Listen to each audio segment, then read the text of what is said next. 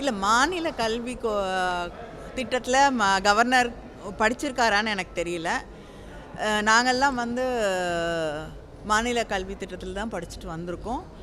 யாருக்கும் குறைந்தவர்கள் இல்லை. இன்றைக்கி உலகம் முழுவதும் இருக்கக்கூடிய பல நாடுகளில் இருக்கக்கூடிய டாக்டர்ஸாக இருக்கட்டும், என்ஜினியர்ஸாக இருக்கட்டும், எல்லாமே வந்து மாநில கல்வி திட்டத்தில் படிச்சுட்டு வந்தவங்க தான். அதனால் இன்றைக்கி வந்து இந்தியாவுக்கே வழிகாட்டியாக இருக்கக்கூடிய கல்வித்துறையில் இருக்கக்கூடிய மாநிலம் தமிழ்நாடு தான். அவங்க இன்னும் 30 வருஷம் பொறுத்து அச்சீவ் பண்ணணும்னு நினைக்கக்கூடிய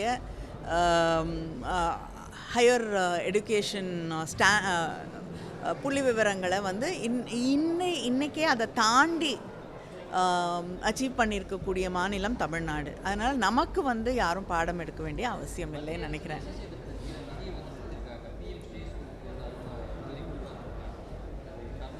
இல்லை, பிஎம் ஸ்ரீக்கு வந்து அனுமதி கொடுக்காததில் அவங்க வந்து புதிய கல்விக் கொள்கையை தமிழ்நாட்டின் மீது திணிக்கக்கூடிய ஒரு முயற்சியாக இதை மாற்றும் பொழுது தான் வந்து அதை நம்மால் ஏற்றுக்கொள்ள முடியவில்லை. ஏன்னா புதிய கல்விக் கொள்கையில் வந்து நிறைய விஷயங்களை வந்து தமிழ்நாடு ஏற்றுக்கொள்ள முடியாது, மற்ற மாநிலங்களும் அதை ஏற்றுக்கொள்ள முடியாத மாநிலங்கள் இருக்குது.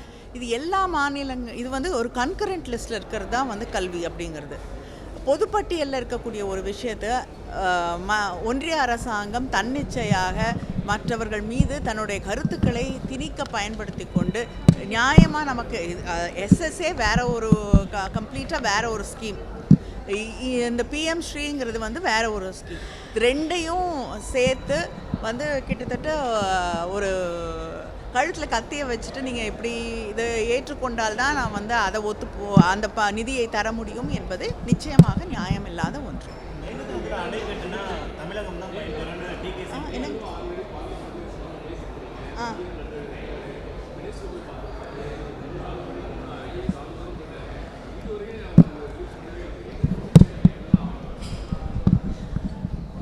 முதலமைச்சர் அமெரிக்காவிலேருந்து வந்த உடனே நிச்சயமாக அடுத்த கட்ட நடவடிக்கை என்ன என்று முடிவெடுப்பார். நன்றி.